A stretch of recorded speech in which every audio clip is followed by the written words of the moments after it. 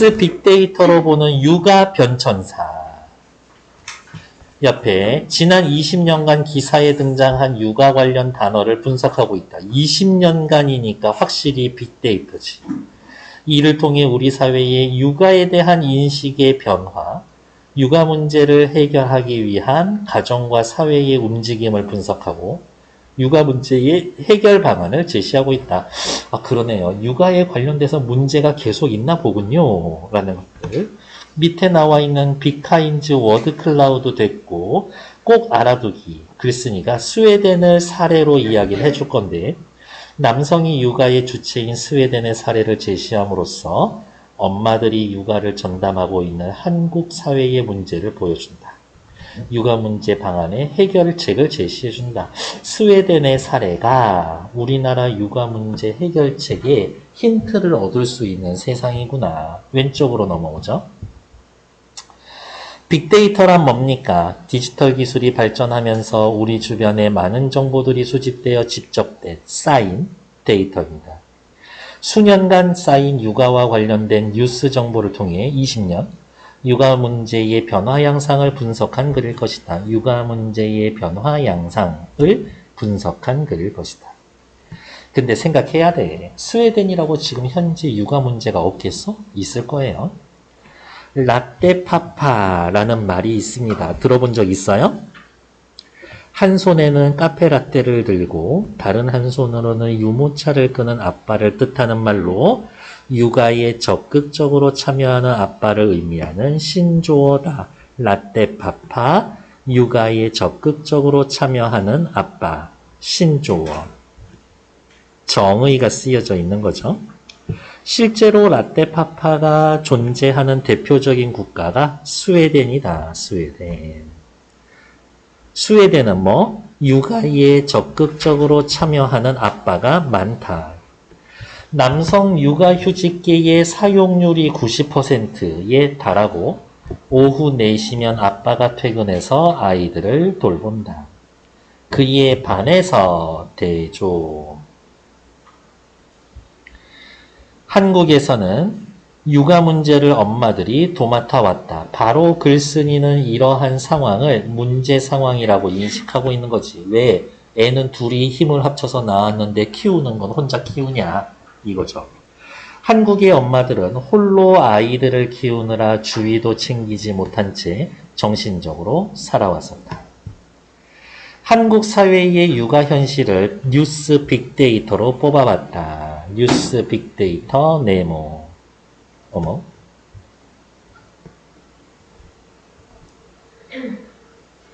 우리 사회에서 라떼파파가 불가능한지, 이제껏 한국 사회를 다루어 온 육아 담론은 무엇이었는지, 우리 사회에선 애 키우는 거에 대해서 주로 어떤 주제로 얘기해 왔었을까? 지난 20년간의 기사를 빅카인즈를 통해 분석했다. 오른쪽에 위에 보면은 빅카인즈 있죠? 97년부터 2016년까지 5년 단위로 구분하여 육아와 관련된 기사 속 연관 단어의 변화를 빅카인즈, 워드 클라우드로 살펴보자. 그러니까 5년 단위로 자주 나온 단어들이 그 당시의 육아 트렌드 같은 거겠지. 첫 번째, 신조어와 스웨덴의 사례를 통해서 화제를 제시하는데 진짜 얘기하고 싶은 건 1번, 2번, 3번 중에 3번이지. 한국의 육아 현실에 문제가 있어요. 이 이야기를 하기 위해서 앞에 1번, 2번 한 거죠. 20년간 육아 기사 단위를, 관련 기사를 5년 단위로 구분하고 연관 단어의 변화를 살펴보고 육아 분담의 주체와 정책을 중심으로 살펴볼 겁니다. 다음 페이지. 여성에서 여성 근로자로 확인할게요. 20년간 가장 빈번하게 등장한 핵심어는 역시 엄마들, 여성들이다. 뭐를 검색을 중심으로 했을 때? 육아에서. 애 키우는 건 엄마, 여성이라는 인식이 강하구나. 얼마 동안? 20년 동안. 육아와 돌봄을 여성이 전담하는 사회 구조가 반영된 결과이다. 육아와 돌봄을 여성이 전담하는 사회 구조 때문에 검색어 조사해봐도 엄마들, 여성들이란 단어가 많다. 여성이 육아의 주체로 자리 잡는 가운데 조부모, 아빠와 같은 육아 분담의 대상이 부각되거나 육아보장 정책과 관련 기관의 관심사로 떠오른 양상이다. 확실히 엄마 여성이 주를 이루지만 조부모, 아빠도 이제 조금 관심사로 떠오르고 있습니다. 1997년부터 2001년까지 또 여기 5번은 2000년대부터 초반에서부터 중반까지 뭐 이렇게 나올 거고 위로 또 올라가죠. 97년에서 2001년까지 여러분이 아기 때 아닌가 요때? 몇 년생이니 니들? 2005년이에요. 아 그러면 당신들은 요 시기군요. 이렇게 97년부터 2001년까지 육아와 가장 많은 단어는 역시 여성들이었어. 고용보험기금이라는 고용보험기금이란 단어도 눈에 띄는데 육아휴직 시 고용기금에서 임금의 30%를 보조금으로 지급하는 걸 골자로 한 모성보호법 개정안이 의결된 데 따른 것이다. 직장 여성들 일하다가 임신, 출산, 육아로 인해 회사를 잠깐 쉬어야 되면 회사에서 유급을 줘야 되는데 그 비용의 30%를 국가에서 보조해 주겠다. 그게 모성을 보호하는 거지. 출산 휴가 기간을 늘리는 등 여성의 육아 부담을 사회적으로 분담하려는 시기가 이루어졌다. 빨간색 밑줄. 2097년부터 2001년까지는 여성의 육아 부담을 사회적으로 분담하려고 하는 시도가 이루어졌다. 다음, 여러분들 때에는 여성들이라는 단어보다 여성 근로자라는 단어가 더 많이 사용되었다. 여성의 경제활동이 활발해지면서 육아와 일을 어떻게 양립하는 것인가, 아이들 키우면서 일도 하고 사회적 고민이지. 이와 관련해서 노동부 또한 주요 핵심어로 등장했다. 노동부가 육아 정책을 만들었었던 거지. 육아휴직 기간 확대, 직장 보육시설 설치, 다양한 정책이 나왔지만 실제로는 환경에 적용되지 않는 등 빨간색도 밑줄, 정책과 사업장 간의 온도차가 문제가 되기도 했었다. 여성 근로자가 여성이 직장과 가정 둘 다 해낼 수 있도록 하는 정책이 있었지만 실제로는 잘 시행되지 않았습니다. 그래서 요 정도만 체크해 놓으면 되죠. 97에서 2011년에는 여성들, 노동부, 여성 근로자 이러한 것들. 밑에 나와 있는 육아 현실들은 요약되어 있는 거니까 됐고, 오른쪽으로 올라가면은 여기 잠깐 볼게요. 육아 관련 핵심 단어들, 여성 관련 단어, 육아를 분담하는 대상, 육아 관련 정책 해서 여성, 육아 분담 대상, 관련 정책 기관, 요게 포인트가 된 단어들이지. 한국 사회에서 육아는 여성의 영역으로 유지된 가운데 여성의 육아를 누구에게 어떻게 분담하며 이를 위한 사회적 제도가 어떻게 정비되어 있는지 파악할 수가 있습니다. 다음 페이지. 2007년부터 2011년까지 특징적인 변화는 조부모가 육아 분담의 주체로 새로이 떠올랐다라는 겁니다. 할머니, 할아버지 손에 크신 분들 있어요? 정기적으로 일주일에 하루 이틀이라도? 알겠습니다. 이와 관련해서 조부모, 맞벌이 부부, 고령화와 같은 단어가 연관 단어로 함께 추출이 되었습니다. 이런 거지. 딸, 며느리, 가서 사회생활 해. 내가 봐줄게. 이런 식인 거지. 맞벌이 부부가 늘어나면서 조부모가 아이를 돌보는 황혼 육아가 새로운 육아 방식으로 떠올랐습니다. 결혼한 자녀가 육아에 도움을 받으려고 부모 집과 가까운 곳에 살림을 꾸리는 사례도 늘었습니다. 그렇지. 같은 동네에 살아. 저희 집도 사실은 그래요. 차 타고 10분 내의 거리에 우리 집이 있거든요. 황혼 육아를 바라보는 시각은 둘로 나눕니다.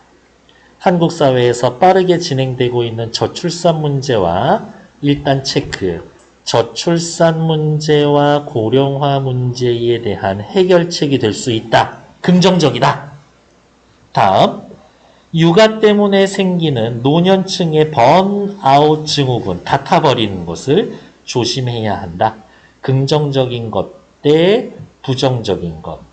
긍정적인 측면, 부정적인 측면. 할머니, 할아버지가 아기 키우면 이런 거죠. 2012년에서 2016년, 이게 제가 애 키우던 딱 그때예요.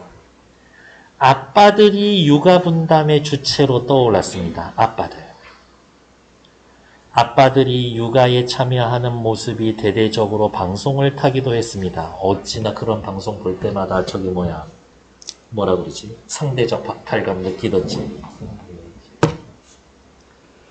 이와 관련해서 아빠들, 남편들 같은 단어가 주요 단어로 꼽혔습니다. 왜?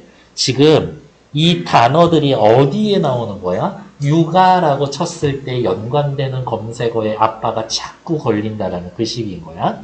위의 시기에는 육아라고 쳐놓으면 부, 조부모, 맞벌이, 고령화가 걸리는 거고.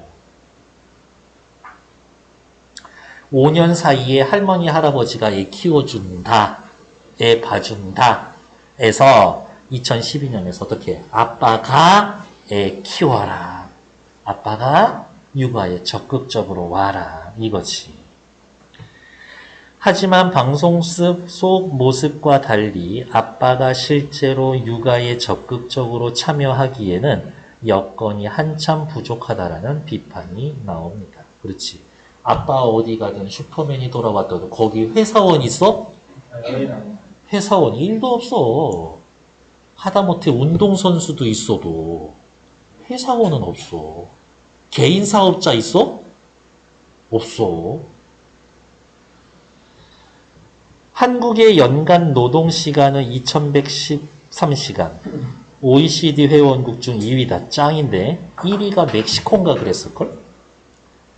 경제협력개발기구 연평균 노동시간 1766시간보다 347시간이나 더 길다. 그러니까 외국 사람들한테 비교해서 하루에 1시간씩 더 꼬박꼬박 일하고 있는 거야. 야근이 일상인 이 시대의 아빠들은 일과 가정의 균형을 맞출 수 없다고 하소연합니다. 그렇지.